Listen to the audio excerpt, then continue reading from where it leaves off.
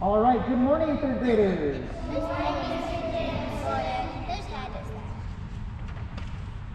All right, let me just take a quick peek at who's here.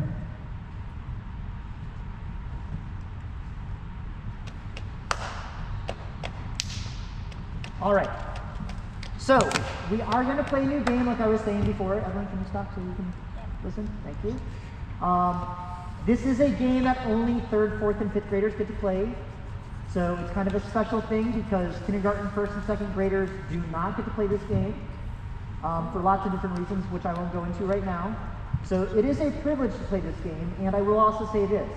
I'm excited for you all to get to play this for the first time, and I'm also hoping that we can play this again, right? So if after I give the expectations and the rules of the game, I see people really struggling to follow those rules and expectations, then that will probably tell me that this is a game that this class is not going to be able to play again. I don't anticipate that happening, but I want to see that you can do your very best, okay? All right. Do I have a volunteer to be our student leader for today? Adeline, go for it. If you need a blue mat, grab a blue mat and then circle up.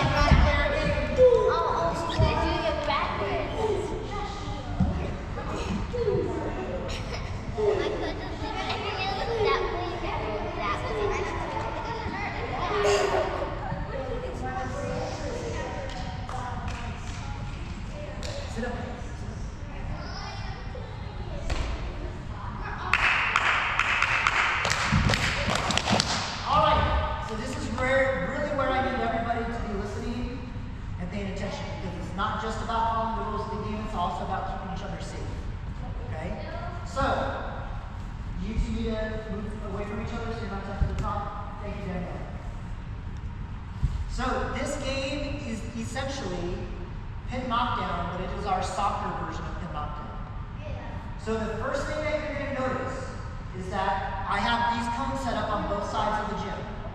Okay? Now these cones are to mark the safety zone. Now in this game, it is really important for everybody to know and to remember this one rule. Well, not just this one. This one is probably the most important. you have to make sure that you are not kicking or punching the ball when you are inside the safety zone. You are allowed to come in here and retrieve a ball, but then you have to step outside of where the cones are at before you punch or you kick the ball. Okay? The reason for this is because, let's say if Martine is on the other team and I'm on this team, if I get this close to the center line and I kick it and Martine is standing right there, and you're going to get hit by the ball very closely, right? And I don't want anybody to get hurt. So this really is for your own safety. So I know you just came in, but I want you to make sure you hear this. The safety zone is this area inside the cones. So just like regular pin knockdown, this is our pin knockdown soccer style. So there's going to be one team on that side, one team on this side. If you have to come into the safety zone to get a ball, like if this ball's in here, you are allowed to come in, but you have to take the ball out of the safety zone and then kick the ball when you're behind the cones. Okay? Same on that side. All right? Let me get through all the rules first, and then if you have questions, then you can ask your questions. So the other thing you're going to notice, we have two different types of balls for this game. Okay? Now, one of these balls you are going to be allowed to kick either with the ball on the ground. You know, listen please. And one ball is only going to be allowed to be kicked on the ground. Okay, so these are what I like to call balloon balls. They're very lightweight. These are the balls that remember we practiced using for our drop kicks and our punts. So these, well, maybe not this time when we were outside when we were practicing it, but if we ever practice our punts and our drop kicks inside, these are always the balls we use. Because if you kick one of these harder balls, it might hit one of our lights, and that would be dangerous. Okay? These balls are pretty light, so even if it hits the light, it's not going to break it. I don't want you to try to hit the lights. Okay? So these balls, these balloon balls, you are allowed to kick. If it's on the ground, you can certainly kick it on the ground. Or if you would like to, you can also pick it up and do a drop kick or a punt. Okay? And just to review very quickly, the steps of the drop kick or the punt, they're the exact same thing. There's only one difference between a drop kick and a punt. Does somebody with a quiet hand remember?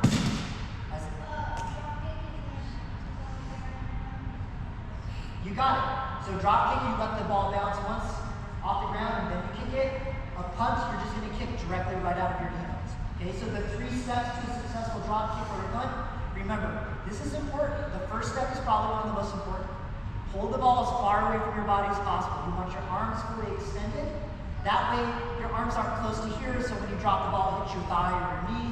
You want the ball making contact with the top part of your shoelaces, this part of your foot. Okay? So, extended arms, you're going to take your step forward with your opposite foot that you're not using to kick the ball with, and then you're going to drop the ball and kick it. So, I'm going to do a drop kick first, and then I'll do a punt. Okay? Isaac, do you mind retrieving the ball for me? So, arms fully extended, right? I drop the ball and let it bounce once, and make contact with the ball.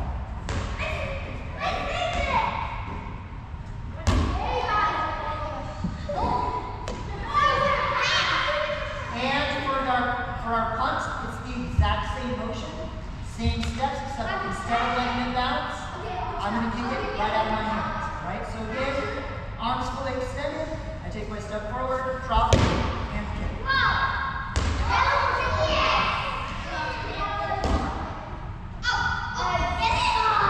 All right. Now, are there any questions or comments about the rules of the game? Okay. Hold on. 1% at a time. I will get you out of here. Martine.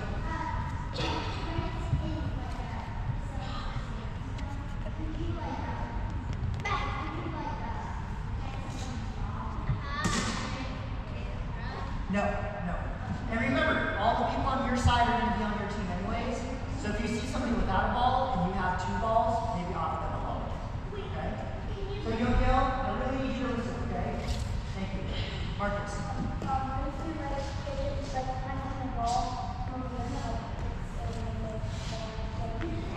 So you just say I'm sorry, right? These balls are, the reason we use these balls is that if you get hit in the head or something with it, it's not going to happen. That's why I'm really strict about making sure you don't punt these balls, okay? No, so same rules apply as our regular pin knockdown. You can only take balls that are on your side. Okay?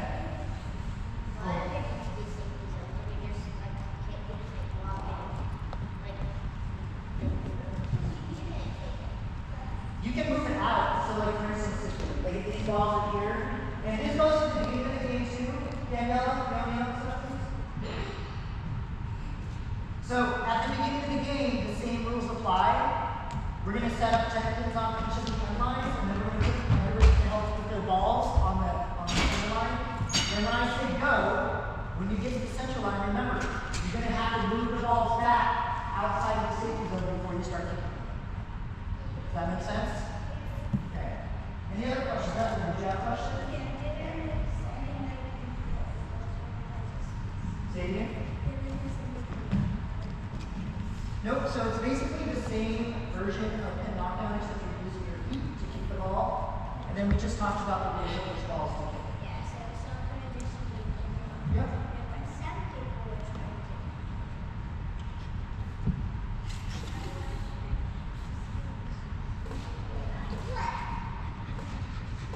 You ready? Okay. Any other questions before we get started? All right, so these are the teams for today. We're going to combine the earth and the fire teams and the air and the water teams. So on that side, listen please. On that side,